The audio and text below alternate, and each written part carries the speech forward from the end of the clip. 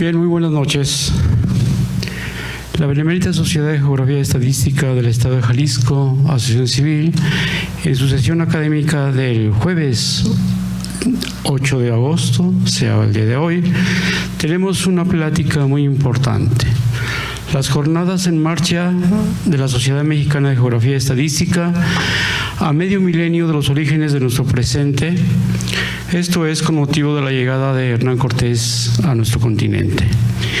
Y esta plática es a cargo de nuestra consocia de la Sociedad Nacional de Geografía y Estadística, la licenciada Maribilia Carrasco Basúa. Bueno, pues agradecemos desde luego su presencia y para efecto de esta sesión académica tenemos el siguiente orden del día. Apertura de la sesión, lo cual pues el día de hoy agradezco este honor de conducir esta sesión y desde luego que tengo el agrado de presentar aquí a la integrante precisamente del día de hoy de nuestra actividad académica, la licenciada Maribilia Carrasco Basúa.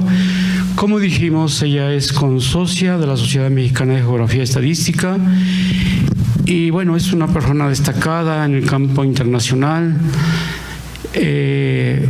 La licenciada Maribilia Carrasco Basúa es originaria de la Ciudad de México, es egresada de la Facultad de Economía de la Universidad Nacional Autónoma de México.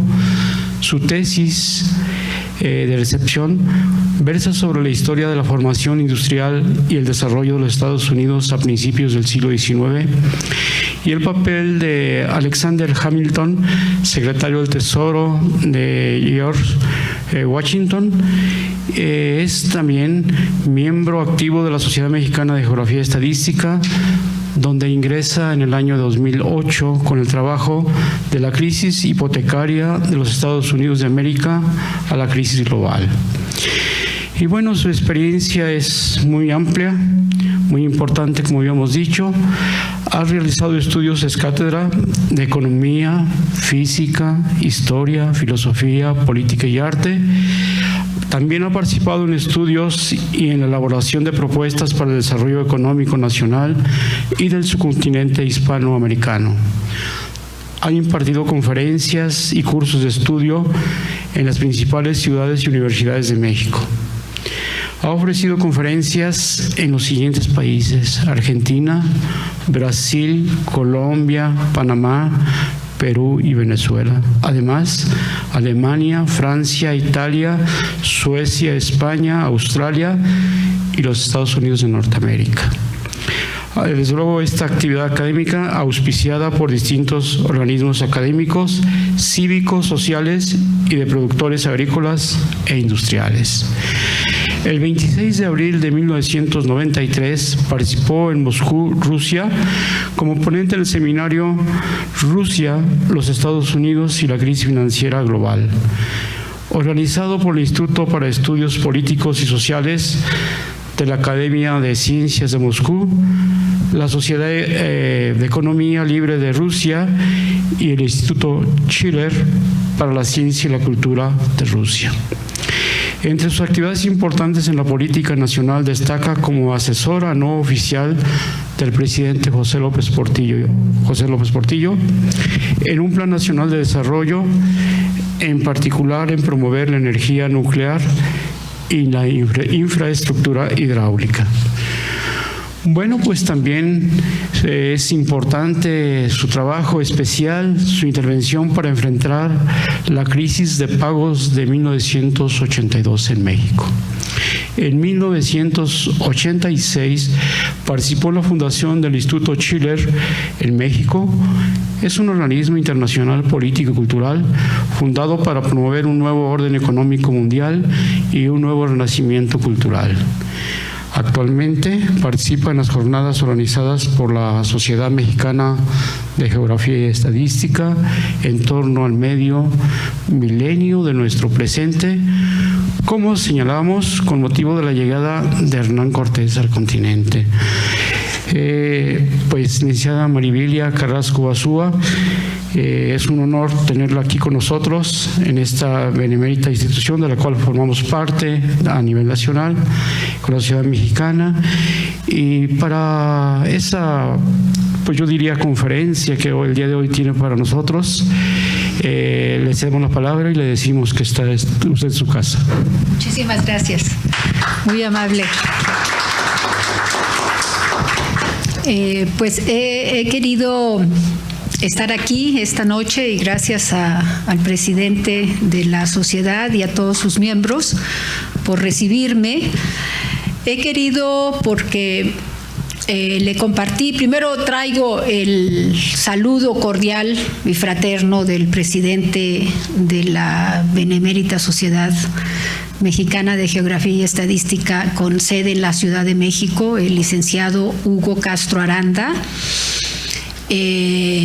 quien pues conoce, ¿no?, de esta participación que yo sugerí, dado que venía de todas maneras a Guadalajara. Tengo que decir que de pasadita dije, vamos a la sociedad,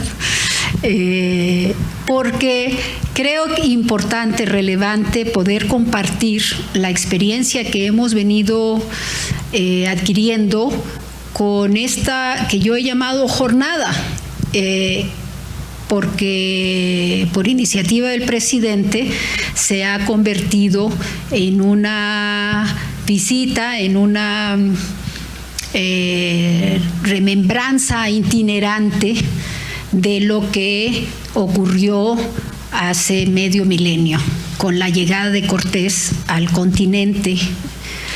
Y hemos encontrado en esta iniciativa, que es una iniciativa del presidente, ¿no?, de la sociedad, del presidente central nacional de la sociedad, don Hugo Castro Aranda, porque vio la oportunidad y la necesidad de que en esta celebración pudiera abrirse pues la mente y el corazón hacia el conocimiento verdadero de lo que fue esa tremenda hazaña que encabezó Hernán Cortés cuando llegó a nuestras tierras.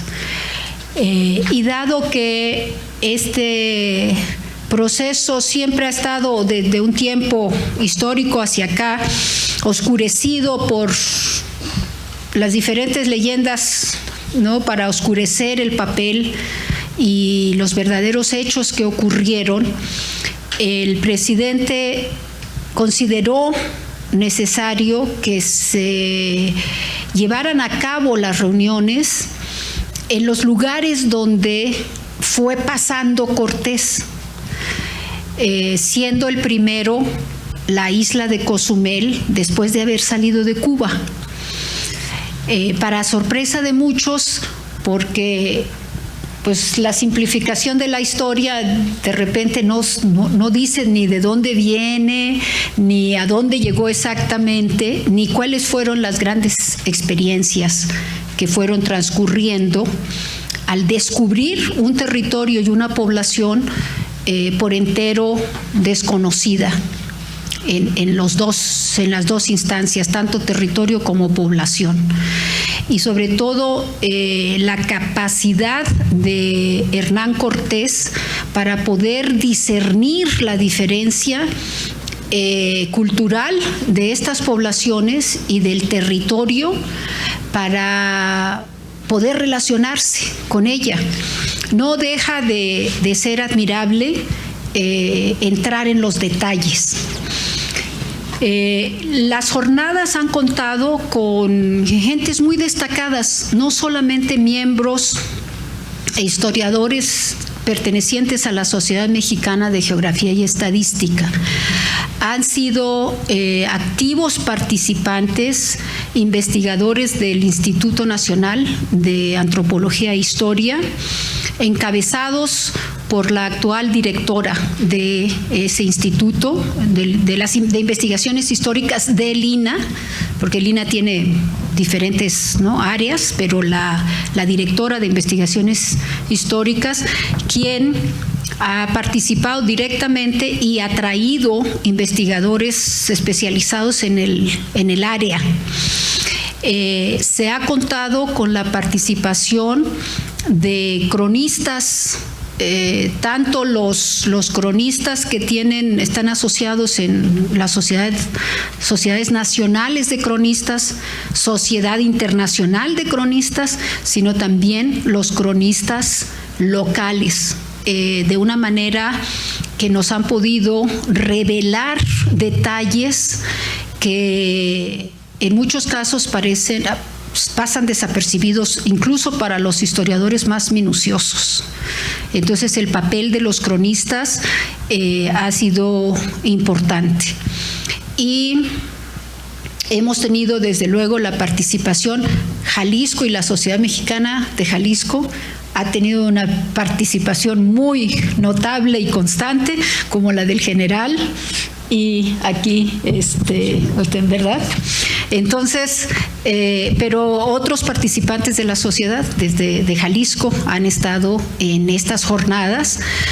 Lo digo no porque estamos ahorita en Jalisco, la verdad es que a lo mejor no sería necesario que yo anduviera platicando estas cosas, porque aquí hay muchos y más conocedores, yo concedo más conocedores que yo.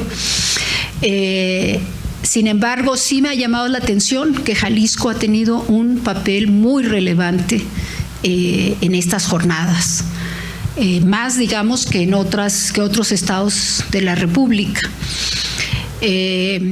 Así que, sin más, quisiera yo compartirles lo que ha sido para mí, ¿no?, el aprendizaje de estas historias, de estos relatos, tal como lo puede percibir un mexicano que está aprendiendo de todo lo que se puede aprender de este momento. Sí tengo que decirles que yo personalmente he aprendido muchísimo. El licenciado Hugo Castro Aranda también me ha compartido su propia experiencia en el aprendizaje con la participación de todos este cúmulo de participantes en una jornada que ha sido fundamentalmente convocada por la Sociedad Mexicana de Geografía y Estadística. Aspiramos que esto en su momento pueda también darse a la luz como trabajos, compendios que podamos poner y que culmine este esfuerzo en publicaciones de los trabajos que han sido presentados. Pues sin más, me gustaría pasar a, como algunos saben, Hernán Cortés, su nombre completo es Hernán Cortés de Monroy y Pizarro Altamirano. Nace en 1485 en Medellín, Corona de Castilla, y muere a los 62 años de edad el 2 de diciembre de 1547 en Castilleja de la Cuesta, también Corona de Castilla.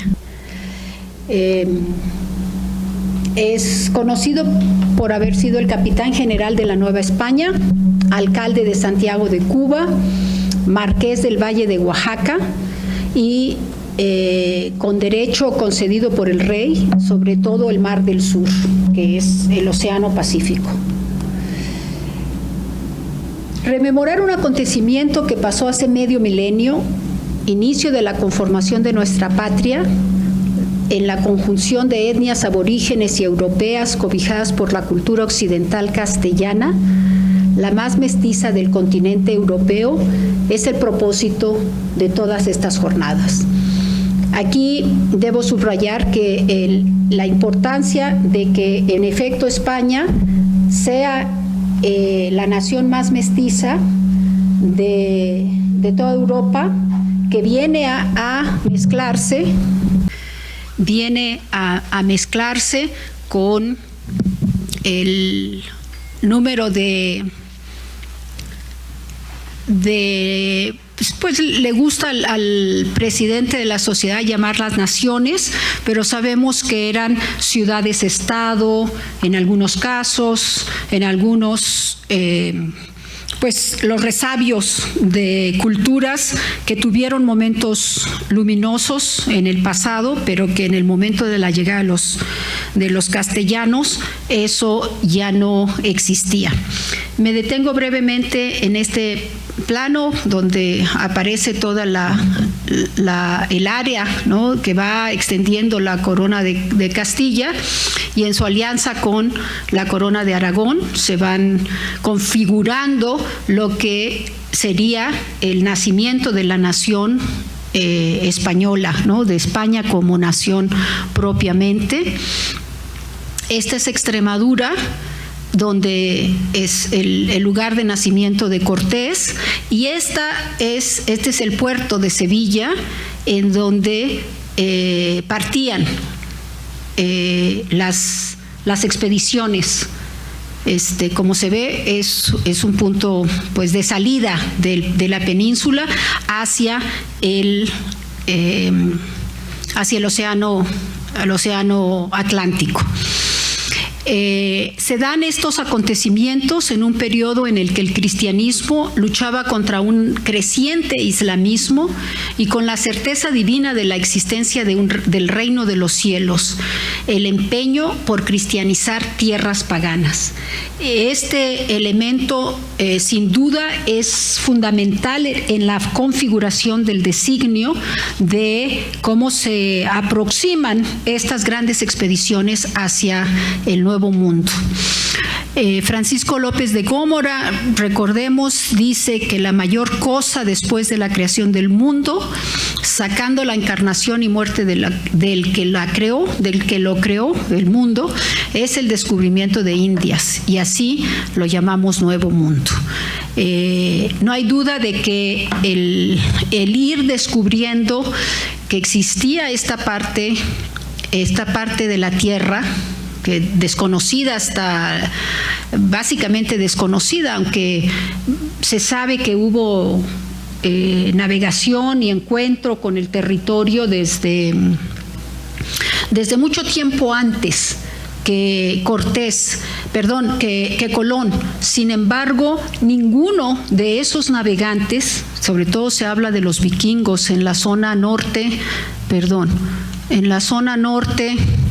del continente, es decir, se habla de una conexión vikinga de esta área del mundo hacia esta área del mundo, pero ninguno tenía designio, y esto es quizá lo que importa, el punto de partida real para reinterpretar o redescubrir estos acontecimientos.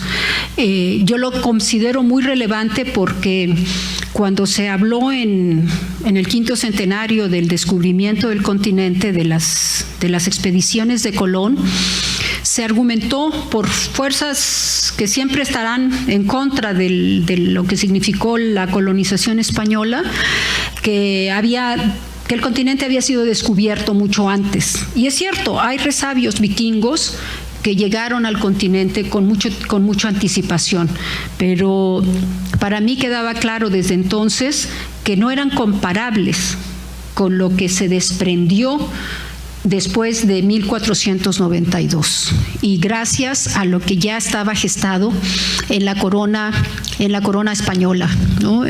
Concretamente el papel de Isabel y Fernando de Castilla. Isabel de Castilla y Fernando de Aragón. Esto muestra un poco de la intensidad de las expediciones y los recorridos. Es muy natural, según las corrientes marítimas, que las embarcaciones llegaran precisamente a lo que Colón llamó la Española, que hoy es la isla de Santo Domingo y Haití, y a la isla de Cuba, que es donde Cortés pasó 15 años de su vida después de que salieron de Sevilla y se sumó a la expedición de Diego Velázquez a los 19 años de edad, cuando ya había estudiado en Salamanca un par de años literatura, latín, leyes. Era un muchacho inquieto, no se quedó en el estudio, pero nunca dejó de tener un desarrollo intelectual. Y esto es de lo más relevante porque quizá es una de las figuras intelectuales más destacadas. No es solamente aventurero o atrevido, sino que se puede distinguir en sus acciones y en sus decisiones un auténtico designio de constructor de naciones. De acuerdo con la definición del capitán perfecto que Maquiavelo tiene, Hernán Cortés entra claramente en esa descripción. Dice, con sus palabras ahuyenta. El capitán perfecto no era, hay que aclarar aquí, Maquiavelo hablaba teóricamente de alguien con estas características, y los autores que han estudiado a Cortés como comandante militar aceptan que esto, que es la descripción que hace Maquiavelo, ajusta a la personalidad de Cortés. Y dice así: con sus palabras ahuyenta el miedo, enardece los ánimos, aumenta el tesón, descubre los engaños, promete recompensas, señala los peligros y el modo de evitarlos, regaña, ruega, amenaza, transmite esperanza, halaga o reprueba, utiliza todos los recursos que pueden encender o apagar las pasiones humanas. Y estas características que efectivamente se aplican, que uno puede descubrir en el transcurso del batallar de Cortés, lo aplica tanto para sus soldados o capitanes subalternos como en sus negociaciones con los indígenas, que es un rasgo importantísimo en la entrada al conocimiento de lo que estaba pasando en el continente. La expedición bajo el mando de Hernán Cortés procedía de 14 diferentes reinos europeos. Y este es un texto de nuestro presidente Hugo Castro. 14 diferentes reinos europeos, tales como Aragón, Flandes, Italia, Nápoles, Sicilia, Génova, Venecia, Castilla, Portugal. También convivieron con la mayoría cristiana 40 judíos y varios musulmanes, todos ellos amparados bajo el pendón de los reinos unificados de Castilla y de León. En 1519, los reinos peninsulares unificados eran dos, como sabemos, Castilla y Aragón. El primer intento de Estado moderno, acorde con su definición en la ciencia del derecho. Estos pueblos entran en contacto con población de 28 reinos diferentes que existían en Mesoamérica, de los cuales 6 ocupaban la península de Yucatán. La idea de mostrar que la procedencia de que los hispanos pertenecían a diferentes regiones de la península y que a su vez estas regiones eran reinos independientes. Es Isabel y Fernando quienes buscan unificarlos bajo una sola corona, pero existían como regiones anteriormente. Y esto le da un rasgo específico al encuentro, a su vez, con poblaciones muy diversas que existían en Mesoamérica, con características distintas cada una. Muchas de las civilizaciones de estos reinos pues no estaban en su momento más glorioso. La mayor parte de ellos habían desaparecido como en su periodo clásico, cuando menos 500 años antes de que llegara Cortés. Esto también es un hecho muy importante en la comprensión del momento de la entrada. Calakmul, Palenque, Teotihuacán, Caminacliyú, Chichén Itzá, entre otros, habían mostrado su esplendor en el periodo que los arqueólogos definen como clásico. Estaban desaparecidas casi 5 centurias anteriores. Presentes estaban en el periodo posclásico tardío los mayoides, los totonacos, los huastecos, los otomís, los nahuatlatos, los purépechas, los zapotecas, los mixtecos, los chontales, etcétera. Que nos habla de que había una población pero no eran las grandes civilizaciones. Y decía, esto es importante porque siempre se acumula la versión falsa de que al llegar los españoles se vinieron abajo estas civilizaciones porque los españoles fueron demasiado agresivos y quisieron destruirlo todo.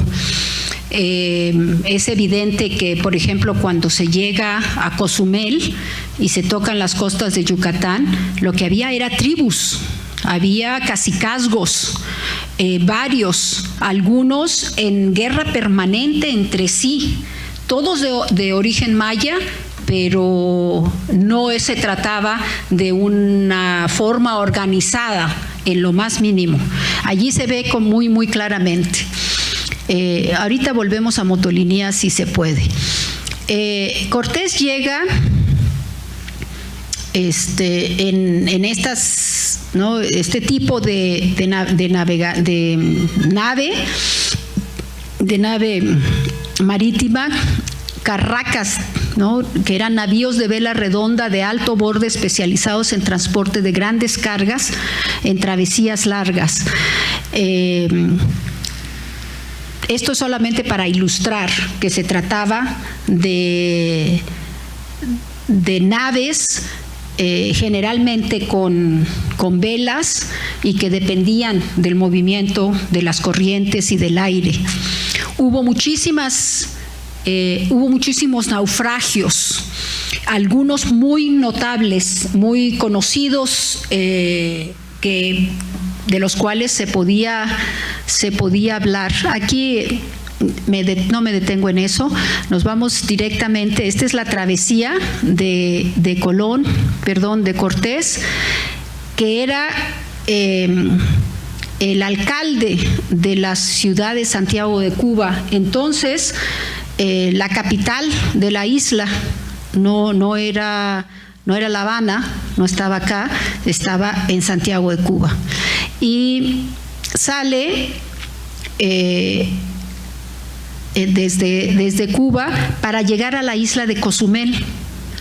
Casi siempre se piensa que llegó desde España directamente hasta Veracruz, porque es allí donde empiezan a contar las acciones que Cortés toma para legitimar su travesía, su ingreso.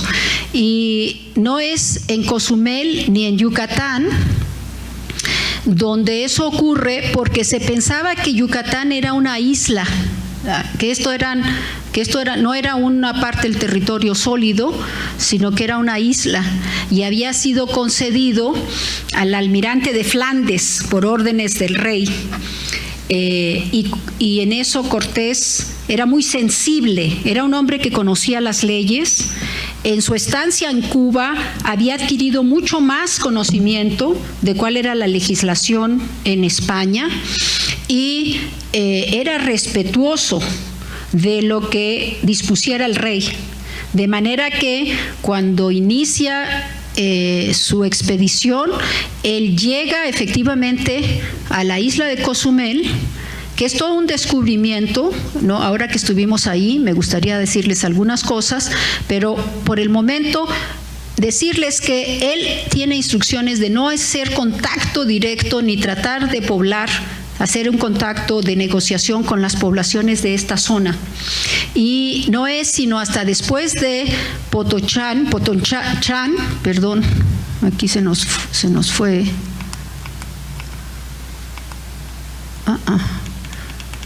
Estamos yendo muy lejos. No es sino a partir de la batalla que se tiene en Centla, Potonchán, que es esta parte, donde él empieza, y básicamente hasta llegar a San Juan de Ulúa, donde funda la Villa Rica de la Veracruz, y entonces realmente comienza el proceso de legitimación del avance y de la conquista. En la estancia en Cozumel, por cierto que el presidente trató de ver si Cuba quería participar en estas jornadas y no vimos mucho eco. Nos suponemos por qué, ¿verdad? Aunque sí hubo pláticas, porque finalmente pues Cuba tuvo un gran papel en ese momento, y la salida desde Santiago pues hubiera sido meritoria, ¿no? Que allí se pudiera llevar a cabo algo, pero no hubo interés y entonces no se pudo hacer nada aquí. Y el primer evento se hizo justamente en la isla de Cozumel. Ahora, esta isla llama la atención porque aquí venían a dar las expediciones de una forma bastante natural. Antes de la de Cortés, la de Juan de Grijalva llega a la isla. Es una isla, me gustaría leerles lo que el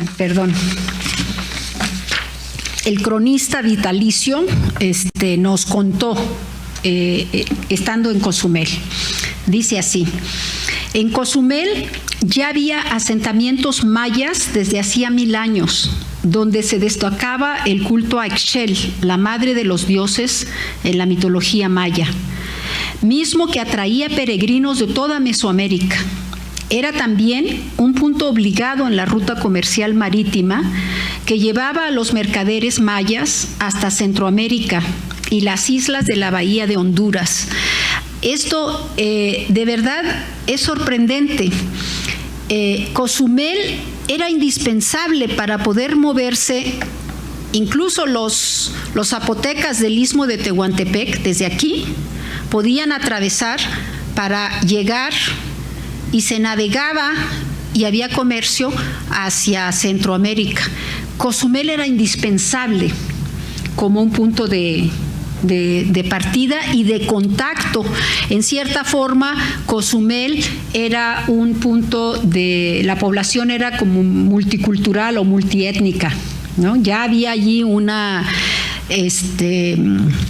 contacto entre las diferentes etnias de esa zona del país.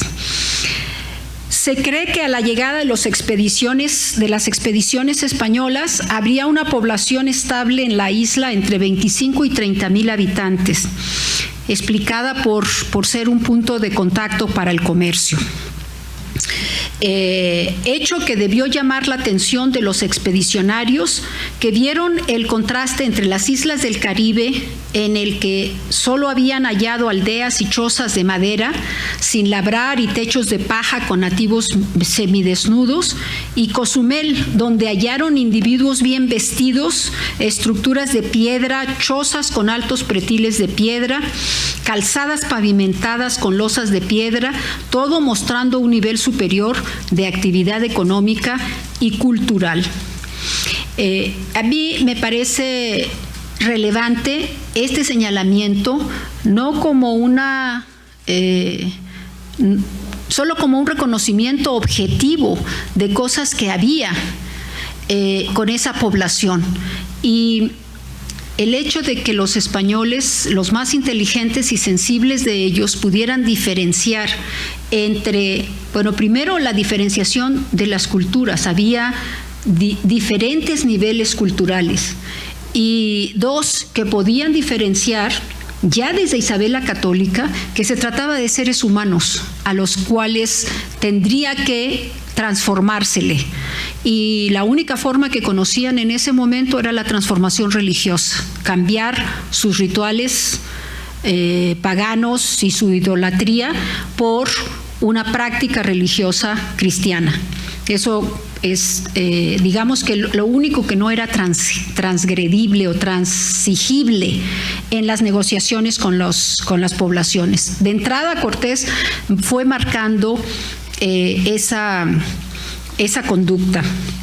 Dice el cronista: Cortés define su estrategia y el trato a los indígenas desde su primer contacto con ellos en Cozumel. Es aquí donde el extremeño en una estadía de poco más de 2 semanas establece las bases de lo que sería la conquista del altiplano, cuando se destaca como comandante militar y a la vez un hombre justo, que reprende los abusos de sus subordinados y respeta la propiedad de los indígenas, con lo que gana su confianza. No solamente lo hace, hay que recordar que la reina Isabel había establecido que a los indígenas se les tenía que tratar, que eran súbditos. Sí, esto es muy relevante. El súbdito en España no podía ser esclavizado. No quiere decir que no hubiera injusticias, incluso esclavitud en el proceso de la colonia. Sin embargo, había una legislación que no lo permitía.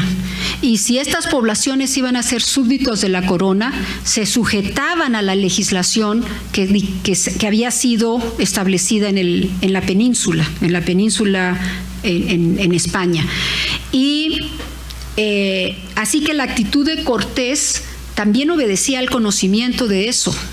Sin embargo, hubiera podido dejar que sus soldados fueran mucho más atrevidos o más arbitrarios, como en el caso de Pedro de Alvarado, que llega primero a la isla antes de que él pueda llegar, porque eran varias naves, y cuando ve que Pedro de Alvarado ha abusado en la isla de Cozumel de esos indígenas, lo reprende, y todos los cronistas y la gente que registra ese evento registra claramente que Cortés le advierte a Pedro de Alvarado que eso no está, le hace devolver esos bienes y dice: no vas a arreglar nada si le robas las cosas a los indígenas.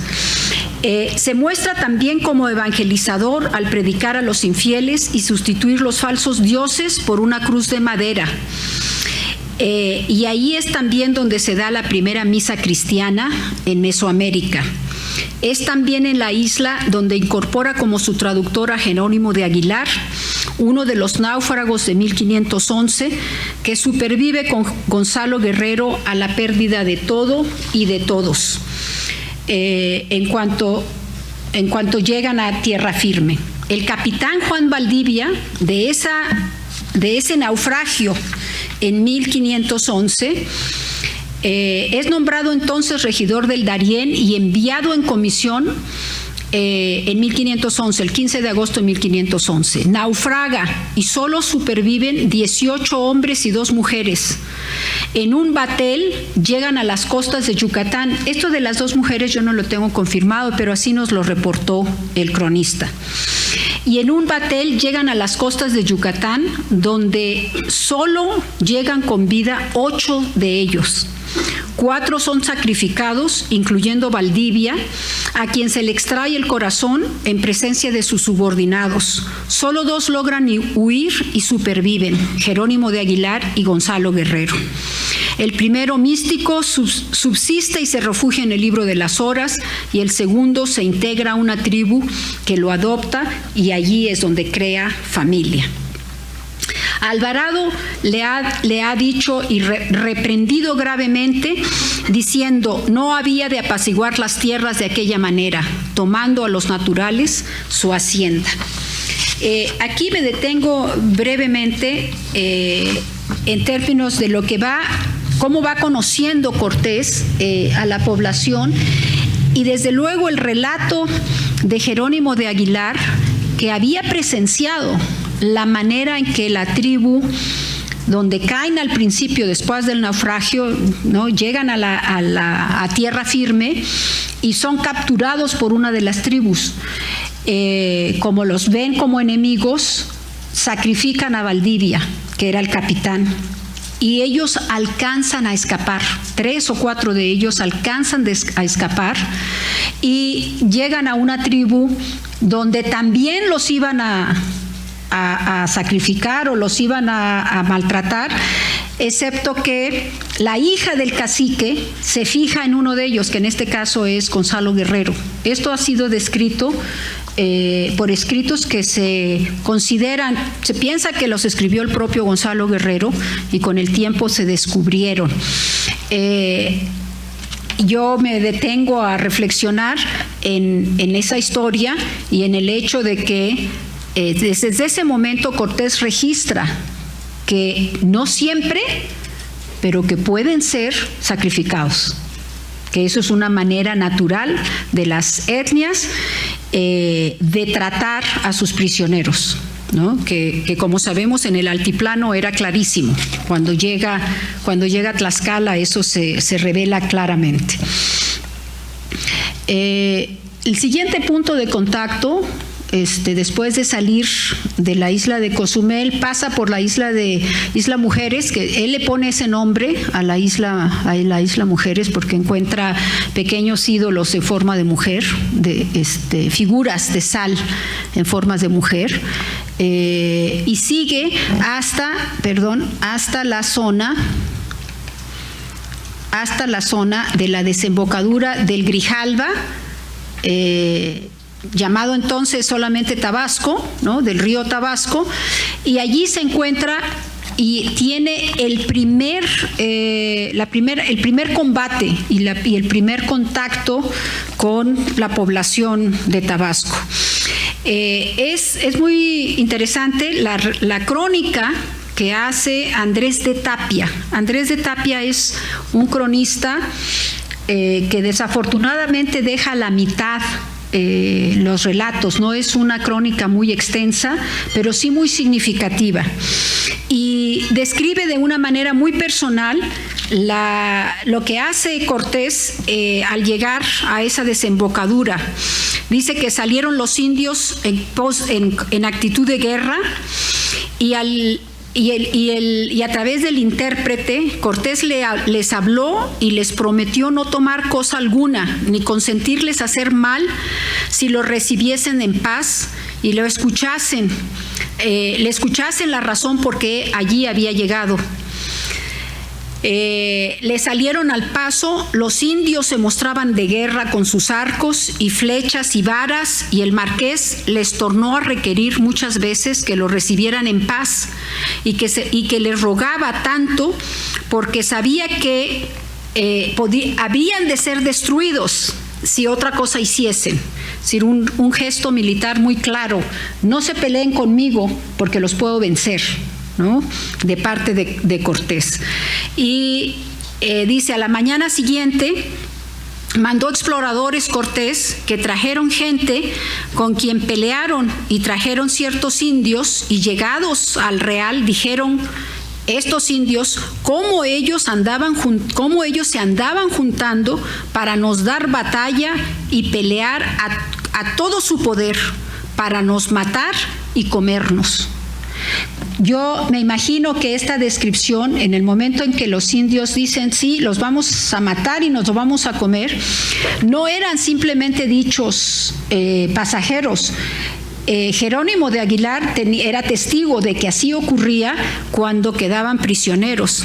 El señor Marqués les habló, él les envió por mensajeros y les aseguró que si quisiesen no pelear, se les haría muy bien, se les daría buen tratamiento y él los tendría como a sus hijos. Finalmente se produce una batalla, es una batalla que otros cronistas o otros historiadores describen como una batalla extremadamente cruenta, donde hay muertos múltiples.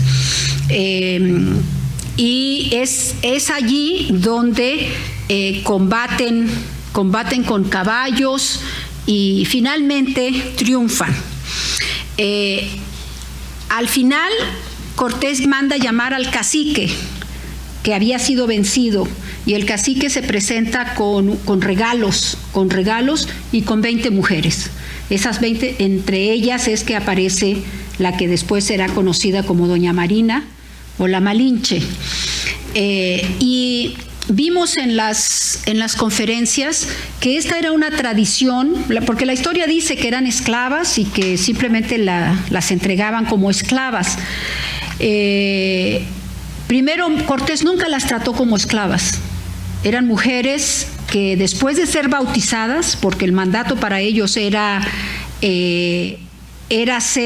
no casarse con mujeres que no estuvieran bautizadas.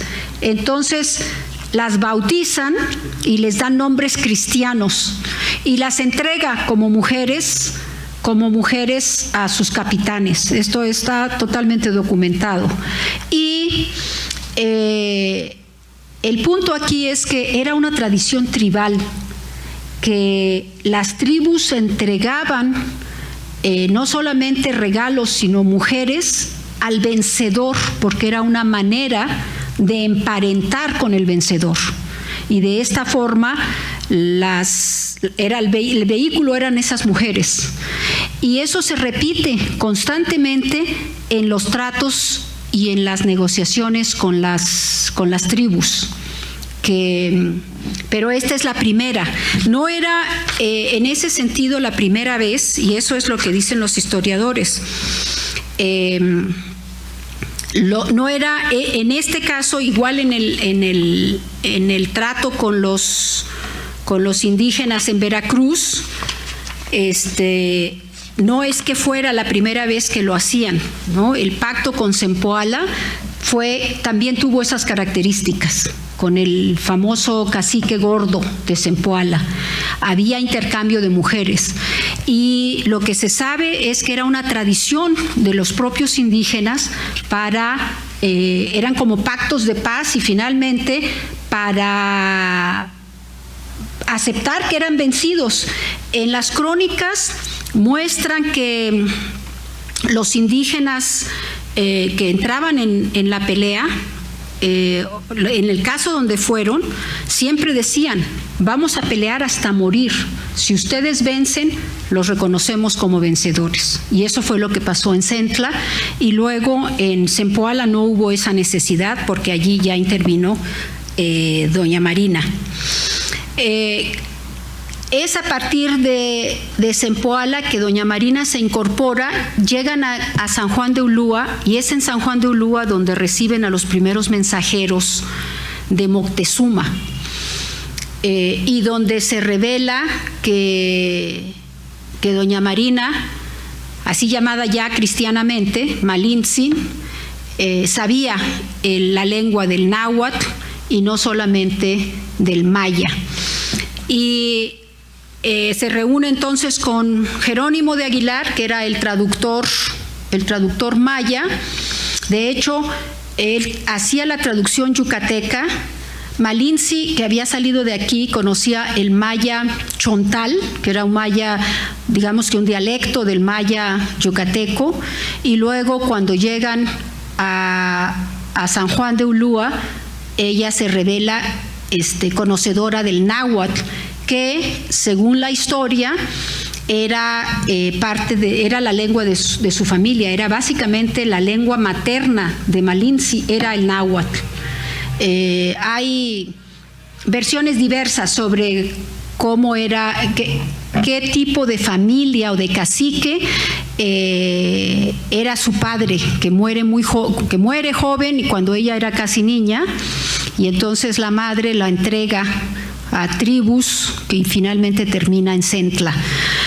No me detengo demasiado en eso. Lo cierto es que a partir del momento en que ella se incorpora a las negociaciones, no solamente presencia, que es aquí donde se funda la primera ciudad, la Villa Rica de la Veracruz, sino que participa en las negociaciones con el cacique de Centla, que va a ser la primera gran alianza y el primer descubrimiento que hace Cortés de que el sistema prevaleciente era un sistema tributario excesivo de parte del altiplano y que tenía profundamente sometido a esas etnias. No me extiendo demasiado con Malintzi. Sí, para decir que la alianza de los reinos totonacas en Veracruz suman a las fuerzas de Cortés un número importante de nos que avanzan hacia el altiplano y llegan a Tlaxcala. Nos dice Luis Barjau, uno de los más connotados historiadores de estos pasajes, que trabaja en el Instituto Nacional de Antropología e Historia, diciendo: la alianza indígena no era una creación del reino totonaca, sino que figura jurídica y militarmente, como figura jurídica y militar, existió previamente en la historia mesoamericana. En el trayecto de Veracruz a México se aliaron muchos pueblos con los españoles, con objeto de derrocar a quienes detentaban el dominio político máximo y el efecto de su aplicación, que era la imposición del rigor tributario, un rigor tributario que se ejercía sin ningún tipo de compensación. Es aquí donde Cortés comprende la naturaleza de los conflictos y se propone arribar al Valle de México, es decir, encuentra que en realidad hay un número enorme de oposición al imperio, a Moctezuma en este caso. La alianza con los totonacas está exenta de toda imputación de traición, puesto que no existía entonces una noción ni una realidad de patria o de nación única, sino que el plano mesoamericano estuvo surcado de grandes reinos, ciudades-estado, no solo independientes entre sí, sino muchas veces enemistados a muerte o sometidos unos por otros. En adelante, muchos sitios víctimas del mismo régimen continuarían aliándose con los españoles, permitiéndoles conjugar un ejército indígena que con el suyo propio, dotado de armas poderosas y desconocidas entre los mesoamericanos, fuera capaz de enfrentar al invicto Moctezuma II, Tlatoani de los aztecas. No fue errada la idea de Alfonso Reyes, que más o menos estipuló que la conquista de México había sido obra de indígenas, tanto como la independencia, obra de españoles. Esto es un juicio de Alfonso Reyes, citado por Luis Darjao. Dejo aquí esta reflexión que apenas sirve como una introducción de lo que se ha planteado, desde luego muy lejos de reunir la riqueza de todas las ideas que se han planteado en esta jornada, y también exento al presidente de la Sociedad Mexicana de Geografía y Estadística de la responsabilidad de mi propia interpretación de estas jornadas. Les agradezco a ustedes su atención y su presencia. Gracias.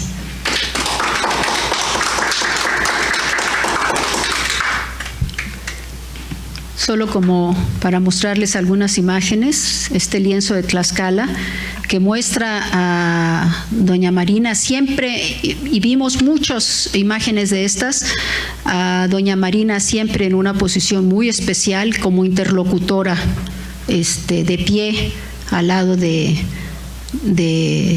Cortés, ¿no? Pero hay muchísima documentación en este sentido de esta misma forma. Aquí tenemos otro momento donde, y estos son lienzos indígenas, no son hechos por españoles. Y aquí esta es una observación de cómo en realidad en cada fase Cortés se va transformando, ¿no? Uno es el que está en Cozumel, otro es el que pasa en Centla y otro que llega a Zempoala, y así sucesivamente. No se ha agotado ni con mucho. Esta es una de las ruinas que se puede visitar en Zempoala de la cultura totonaca. No se ha agotado ni con mucho todo este recorrido que apenas nos hemos quedado aquí, ¿no? En San Juan de Ulúa y en Zempoala. La Villa Rica de la Veracruz se funda en 3 lugares diferentes, con la opción de que si lo frustraban, quedara viva. Pasa por Jalapa muy brevemente y sube hacia la zona de Texcoco antes de pasar hacia los lagos, ¿no? Hasta llegar hasta acá. Entonces estamos todavía lejos en el tiempo de recorrer, y esto es lo que hemos llamado la jornada por el medio milenio.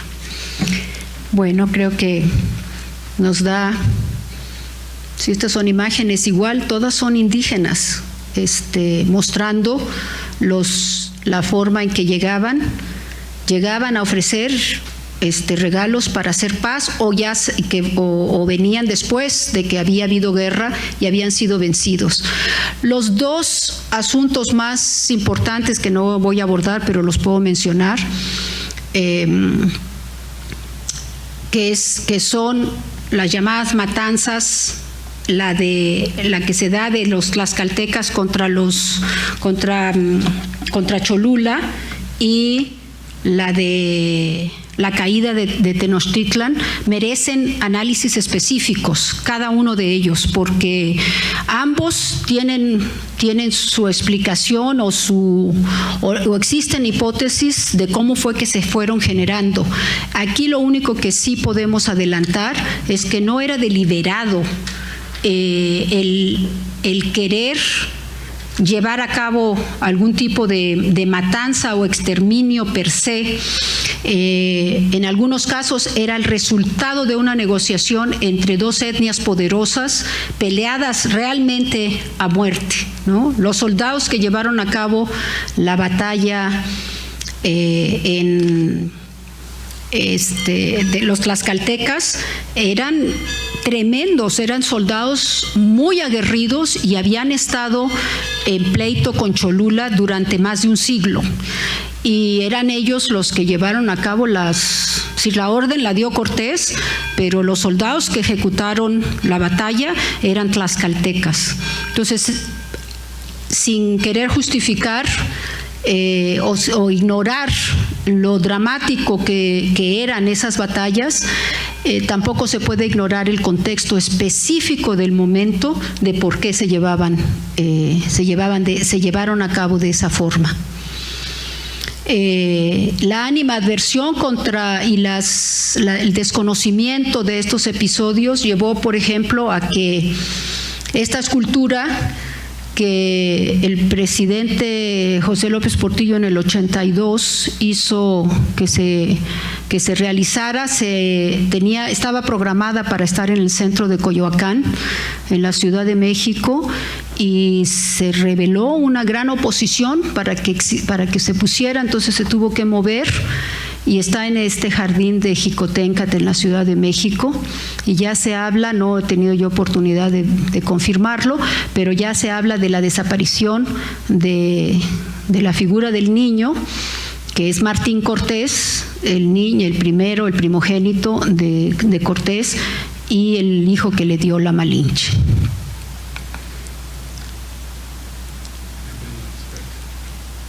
Aquí está, hay un número, esta es la matanza de Cholula, ¿no? Descrito por la cuestión de los tlaxcaltecas.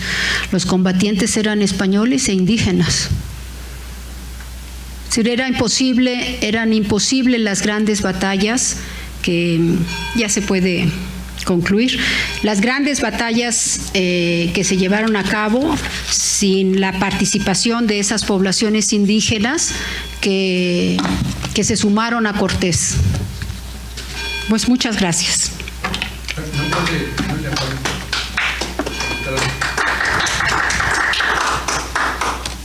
¿Podemos regresar a alguna de ellas? Sí, cómo no. Sí, sobre todo donde está Marina hablando. Sí. Cualquiera de esas. Sí. Gobea está negociando el alimento para Cortés. Normalmente es lo que estaba haciendo, y ya no aparece Jerónimo de Aguilar como protagonista. O no lo captaron los cronistas que dibujaron, pero ya la relación entre Cortés y ella era más directa. Ya Jerónimo ya no aparece. Sí, ya no aparece. Jerónimo es desplazado muy rápidamente por sí, el puente de lengua dura solamente un periodo muy corto, ¿no? El puente, es decir, del maya al náhuatl, del náhuatl al maya, del maya al castellano, y al revés, del castellano al maya y del maya a... Y pasaba por sí. Y Marina aprende el castellano muy pronto. Se dice que muy pronto. No me queda muy clara la idea de la matanza del Templo Mayor de Pedro de Alvarado, ni tampoco la matanza de Cholula por los tlaxcaltecas. Ellos no sabían manejar ni la espada ni todas las armas que traían los conquistadores. ¿Cómo hacer los tlaxcaltecas? Las armas de los indígenas prehispánicos eran muy feroces. Podían ser muy, y aquí le puedo a lo mejor preguntar al general, que tiene mucha más información, pero hoy en día hay información muy abundante de que las armas que manejaban con todo y que eran armas pues de puño, ¿no? O flechas y demás, pero podían ser hasta más rápidos que cargar los soldados. Mire, primero las personas fueron acabadas con espadazos, fueron decapitadas, cortados los brazos. Los tlaxcaltecas no conocían la manera, ni siquiera conocían las espadas para manejarlas. No me checa eso. Era, mire, Pedro de Alvarado intervino en esa. Sí, es que son eran situaciones. Primero son dos situaciones distintas, ¿no? En el caso de los de Cholula, se entiende que hay una negociación con Tlaxcala, primero. Cortés entraba a todos los poblados queriendo negociar y también trató de negociar con Cholula.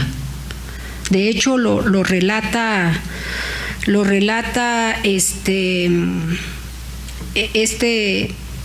Andrés, ahorita se me escapa su apellido, de Ávila, ¿no?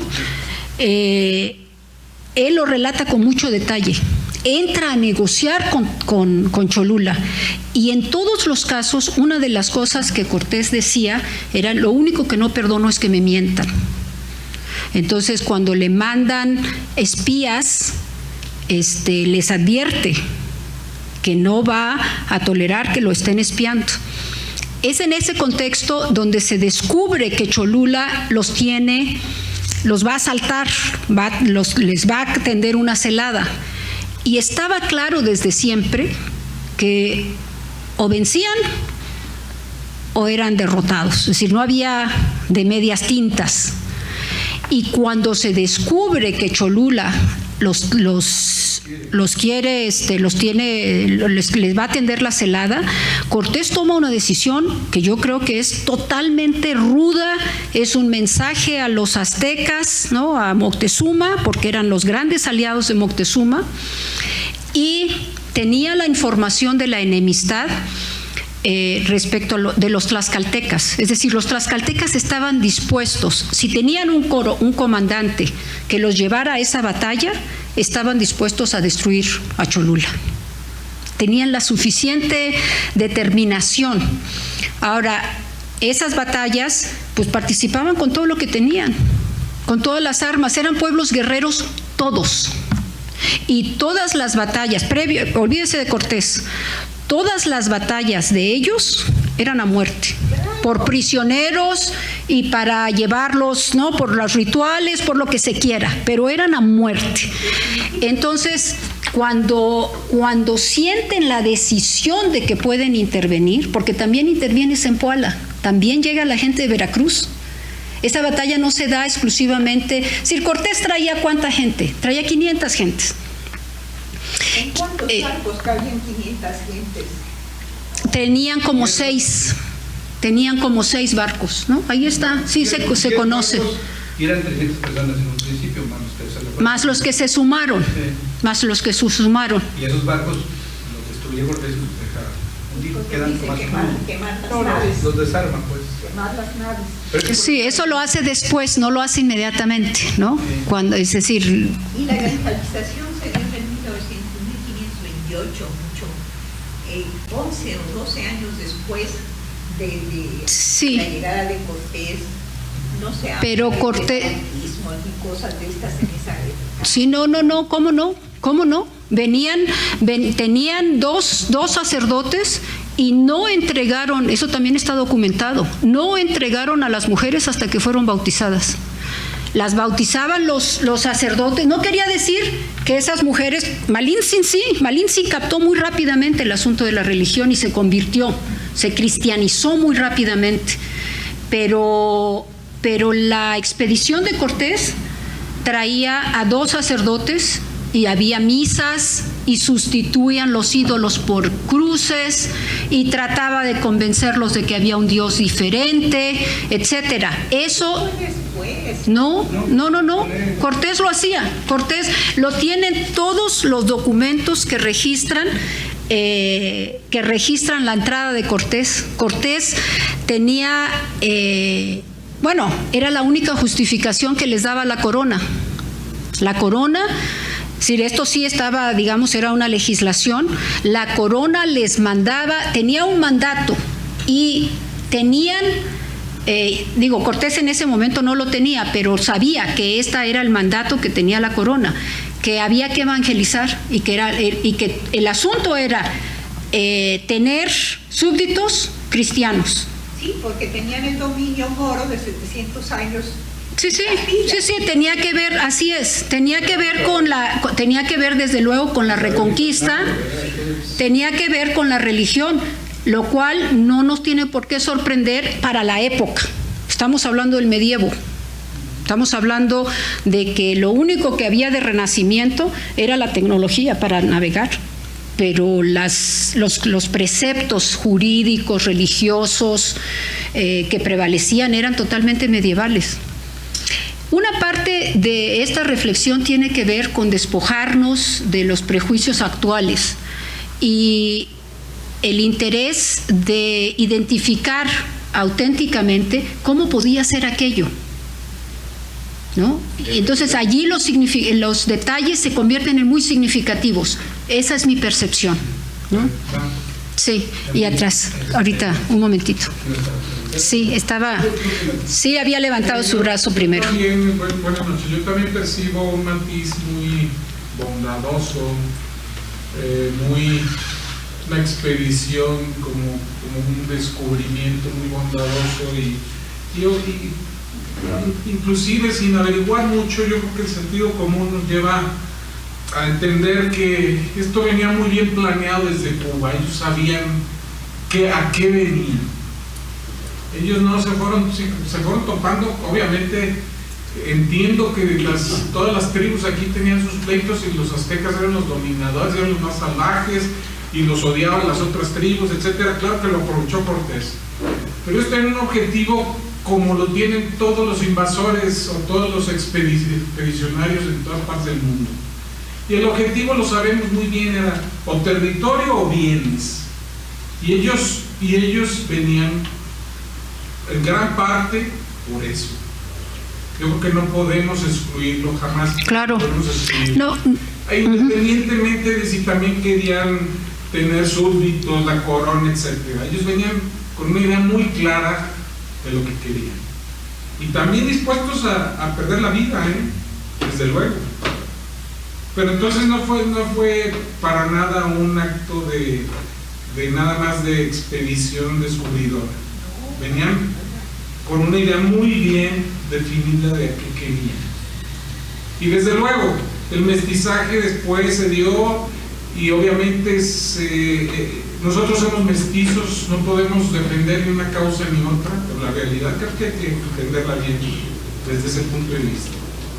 Una expedición muy bien planeada, muy bien organizada. Ellos sabían muy bien qué pasaba acá. Ya habían venido distintas expediciones de Cuba para acá. Y ya sabían a lo que venían. Y sabían lo que buscaban. Entonces, pues es interesante la exposición. Si se considera expedición, yo consideraría expedición e invasión.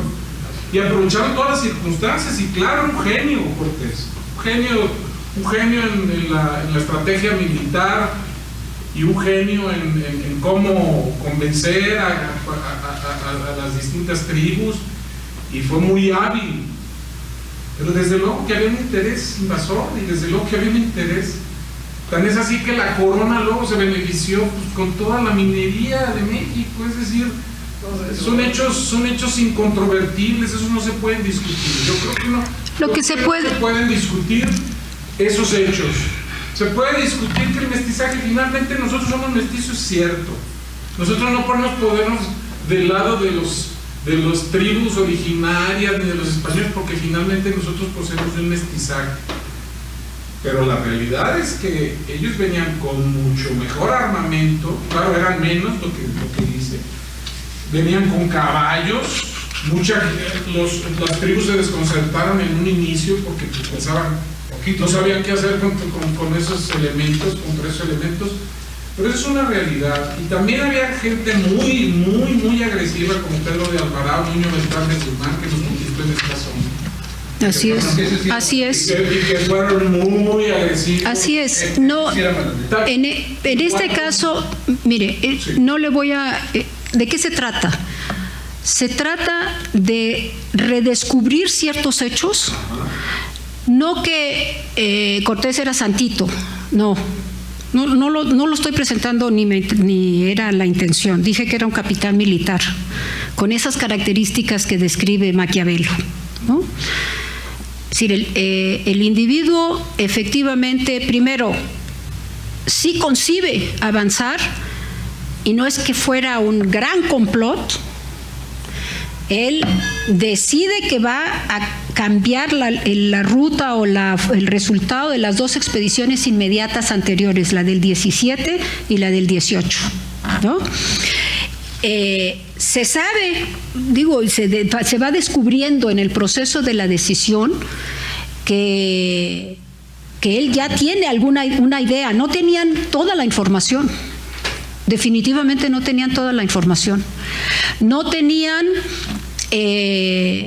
lo que cuento o que es importante registrar, que cuando se reúne Jerónimo de Aguilar con él después de 8 años, 9 años de estar completamente aislado, y ahí sí se tiene la confirmación, no había nada, no tenían la más mínima esperanza de que iban a volver a encontrarse con sus semejantes. Se integran básicamente para sobrevivir, y Gonzalo de Aguilar sí se asimila auténticamente cuando manda a decir no quiero ir porque ya tengo familia. Perdón, Gonzalo Guerrero. Y Jerónimo es el único que decide que sí, porque él no se sabe si había creado o no, si había tenido o no alguna mujer, la verdad. Se sabe que era místico y que se refugiaba en la oración constantemente, pero había perdido el habla cuando se encuentra con Cortés. Y bueno, es un encuentro festivo, en fin. Pero ¿qué le cuenta? Si uno lee, y yo tuve la oportunidad de hacerlo, la descripción de cómo sobreviven ellos, no solamente al naufragio, sino a que no se los coman o que no los abran el corazón, después de haber visto sacrificar a su capitán, que era un tipazo, por decirlo de alguna forma, ¿no? Un tipo valiente. No hay por qué minimizar las características que habrían o que tenían para hacer el tipo de cosas que hacían, ¿no? De avanzar, y no habían entrado al continente, iban hacia Centroamérica, iban a Cartagena de Indias, ¿no? Era más fácil bajar por esas corrientes que entrar hacia acá. Entonces es cierto que Cortés, para mí, me queda claro que él no sabe exactamente qué se va a encontrar, pero que quiere entrar. Ahora, es una empresa, pues casi una empresa privada la de Cortés. No tenían financiamiento de la corona, pero sí tenía formación cultural de este tipo. Es decir, sí era un tipo letrado, hecho en leyes, había estudiado desde Constantino, Alejandro el Magno, las batallas de Julio César. En ese sentido era un Don Quijote, ¿no? Y no es difícil que Cervantes se haya inspirado justamente en Cortés para escribir Don Quijote, porque tenía, y se ve en la forma en que busca las negociaciones, una habilidad extraordinaria. Los detalles de eso, que generalmente se pasan por alto porque todo se suma hacia los que fueron injustos. Por ejemplo, Nuño Nuño de Guzmán, era un enemigo mortal de Cortés. Le secuestraba las naves, le inventaba mentiras. El propio Bartolomé de las Casas se quiere concentrar en Cortés. Tuvo enormes enemigos, también tuvo enormes partidarios. ¿Cuál es la razón por la que Diego, su cuñado, lo manda a vigilar desde Cuba? Había dejado una esposa. Sí, porque tenía una visión superior y diferente a la de Diego Velázquez. Eso es lo que yo creo.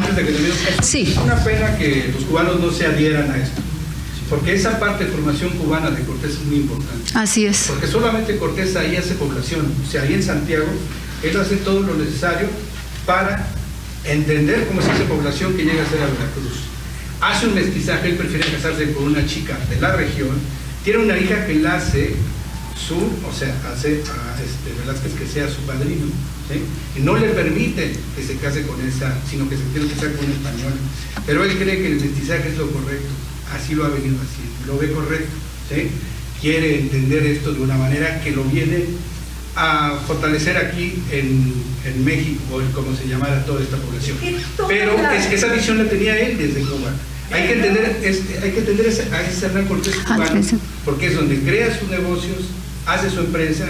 La corona está arruinada, el chiquito se llama Carlos I, no tiene dinero para nada, solamente funda o pide dinero a Alemania para poder salvar su reinado. Pero acuérdate de una cosa, la misma España, como ha dicho la señora, bueno, lo que era Castillo, es producto de una mezcla de razas. Sí, bueno, ¿sí? De los árabes. No.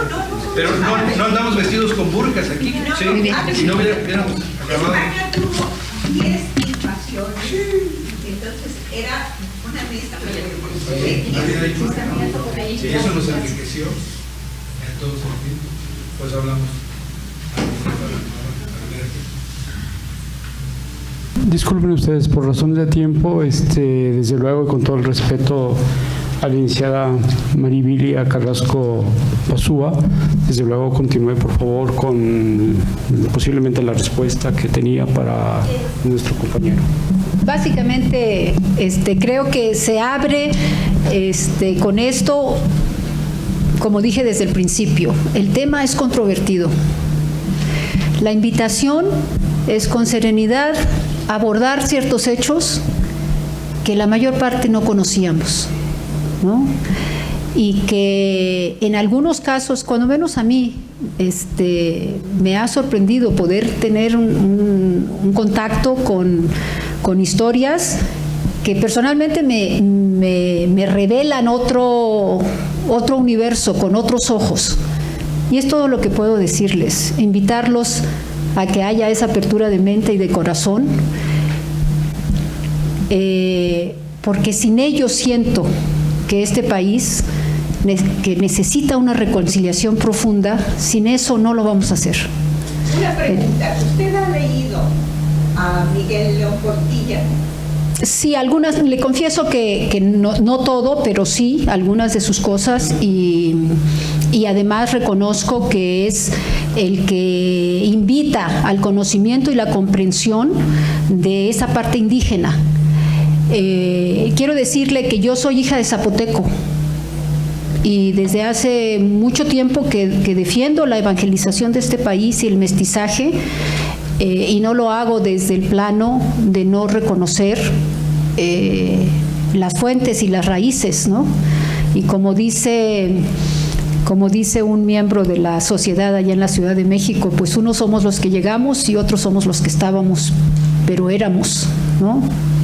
Somos una, es decir, hay un resultado que no es ni una cosa ni la otra, y que la riqueza de nosotros radica precisamente en reconocer que somos parte de la historia universal, que nos sumamos al curso universal de la historia gracias a estos acontecimientos que fueron más virtuosos que los que tuvieron otros pueblos conquistados por otras culturas diferentes, ¿no? El resultado es mucho más benigno el que tenemos, con todo y que en medio hubo pues 3 siglos de muchas cosas positivas y muchas cosas negativas. La cultura cultura maya, la cultura olmeca, todos estos, el destruir las poblaciones, el matar a los indígenas con una tecnología superior a los que ellos tenían, no se puede llamar que fueran hermanitas de la caridad. Nadie cree que fueron... Toda la cultura prehispánica no la destruyeron toda, algunas ya, como dije desde el principio, había elementos decadentes y no había un propósito deliberado de genocidio, eso sí. Aun cuando hubo grandes embates donde pérdidas humanas de ambos lados se dio, y cada uno tiene o debe ser descubierto su contexto, el proceso de cómo se dieron. Aquí de lo que se trata es de poder observar con mucha más, con un criterio menos ideológico, más de descubridor, de dónde estaban esas cosas. Ni toda la cultura prehispánica se destruyó, ni toda, porque si no, no hubiera mestizaje cultural, no tendríamos el mestizaje cultural que tenemos. Y sí, a los historiadores registran que la mortandad por enfermedad sí hizo que se perdieran muchas cosas. Y hubo otras que han sido recuperadas hasta hace poco, relativamente hablando. Pero por religión sí, yo creo que la parte de religiosa buscaba una unificación que finalmente se consolidó en una cultura nacional cuya base, cuya matriz fundamental es cristiana, eso sí. Sí, porque venían de España, porque venían y gracias a Dios venían de España y no de Inglaterra, ni de Holanda, ni los turcos, ¿no? Digo, éramos, gracias a que fue mejor por ese lado que por otro. De todas maneras se habría dado, ¿no? Pero muchísimas gracias. Muchas gracias. Esta conferencia que nos ha impartido la licenciada Maribilia Carrasco Bazúa es muy importante, el tema, como nos consta, ese interés que ha despertado, y desde luego le agradecemos su paciencia para precisamente dar respuesta a todos esos conocimientos que hoy se han vertido. Bueno, yo tenía nada más pensado, no quisiera, desde luego, nada más, si nos puede mencionar brevemente, pues por razones del tiempo, pues, y que hoy hubo una lluvia muy fuerte en Guadalajara. Hay dos cosas o tres muy importantes, claro, todo es importante, pero la Sociedad Mexicana de Geografía y Estadística tiene una biblioteca muy valiosa. Cómo acceder a ella. Un segundo aspecto que yo le pediría que mencionara en dónde podemos seguir consultando sus trabajos, en dónde se publican, además usted es la coordinadora de esa memoria, y qué eventos hace falta de esta actividad de las jornadas en marcha a medio milenio de los orígenes de nuestro presidente. Creo que faltan algunas actividades para que nuestros invitados el día de hoy, el general Clever Alfonso Chávez Marín ha sido sumamente apreciado en sus participaciones, para saber. El general Clever, lo mencioné al principio, ha sido partícipe de esta jornada de una manera muy constante. Se espera que los próximos eventos se lleven a cabo el próximo inmediato en Tlaxcala. No tenemos confirmada la fecha, pero será el próximo donde se recojan los testimonios, y creo que ahí va a ser posiblemente muy interesante para que usted vaya, porque indudablemente se van a tratar los asuntos de Tlaxcala y yo siempre trato de bloquear el nombre, pero de Cholula, de San Juan Cholula, ¿no? 26 al 30 de septiembre. Ah, ya está, 26 al 30 de septiembre para Tlaxcala. Es Cholula. Sí. San Juan Cholula le pusieron los evangelistas. Sí. Sí, pero es que ahora es San Juan y San Pedro Cholula, perdón, y yo es como yo lo conozco, pero es Cholula, sí, desde luego. Sí. Pero sí, uno de los más grandes en el altiplano. Por lo que hay tantas iglesias, porque en cada altar ponían una iglesia a los españoles. Entonces de ahí vino la conseja de que hay 365. Sí, que no son 365, se sabe, se conoce, claro. Gracias. Pero va a ser muy interesante, ¿no? Volver al redescubrimiento de los episodios, que es de lo que se trata. Gracias. Respecto a la página, la página, ya hay una página para consultar la información. Para consultar, pero creo que no está completa. Pero sí, hay una página de la Sociedad Mexicana de Geografía y Estadística donde se están haciendo anuncios y algunos otros eventos que no se, porque las actividades de la sociedad desde luego no se limitan a esta jornada, aunque esta es muy central, muy importante, ¿no?, para la sociedad. Muchas gracias. Agradecemos desde luego mucho la presencia muy valiosa de ustedes el día de hoy, aunque desde luego el día no es tan favorable pues por la lluvia, pero caray, licenciada Maribilia, queda usted invitada para otra ocasión que usted considere precisamente para tratar los temas que usted conoce y es experta. El día de hoy... No soy tan experta porque aquí tienen ustedes uno de los mejores historiadores, pero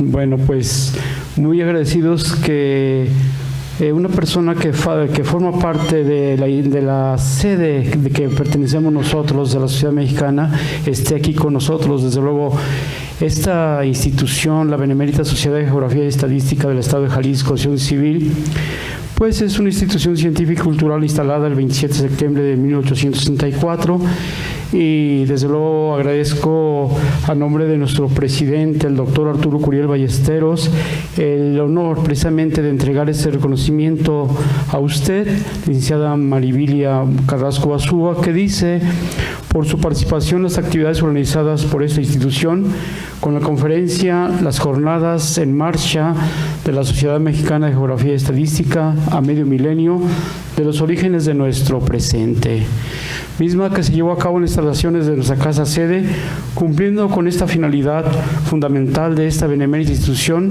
que desde su fundación ha sido el estudio y la divulgación de la ciencia y la cultura en Guadalajara, Jalisco, con fecha del día de hoy, 8 de agosto de 2019, firma el doctor y maestro Juan Miguel Toscano García de Quevedo, presidente honorario vitalicio, y su servidor, el doctor José Sosimo Orozco, secretario general.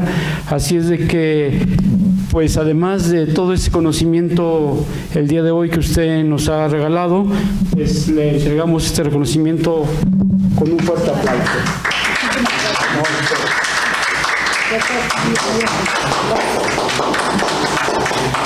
Bueno, pues solamente invitarlos, el próximo martes continúan las actividades del mes de la salud. Tenemos 2 conferencias relacionadas precisamente con este tema, y son los retos epidemiológicos de la sociedad contemporánea y su perspectiva evolutiva. Esta conferencia del martes es a cargo de nuestro consocio doctor Rodrigo Ramos Zúñiga, esa primera. Y la segunda también es el mismo día y aquí mismo, es estrategias institucionales y globales en la visión 2030. Desde luego es a cargo esta segunda conferencia de nuestro invitado, doctor Alfonso Gutiérrez Padilla. Y bueno, pues algo también muy importante es que esta institución pues sí nos hace una invitación atenta pues a tomar un vaso de refresco, un vaso de agua y algo más, para que pues se complete precisamente toda esa, ¿por qué no decirlo?, toda esa dicha de que tenemos el día de hoy. Y finalmente llegamos al mensaje de clausura. Pues nos congratulamos. Nuestro presidente, el doctor Arturo Curiel Ballesteros, quiso estar con nosotros, pero por motivos de académicos, compromisos pues muy fuertes, no pudo estar, pero caray, Sigo diciendo que esta conferencia es histórica porque hubo un diálogo muy abierto, muy profundo sobre ese evento tan importante que ha sucedido en México hace 500 años. Entonces, licenciada, muchas palabras, pero muchas gracias, muchas palabras por mi parte, pero quiero decirle que estamos muy contentos con usted. Gracias. Pues terminamos.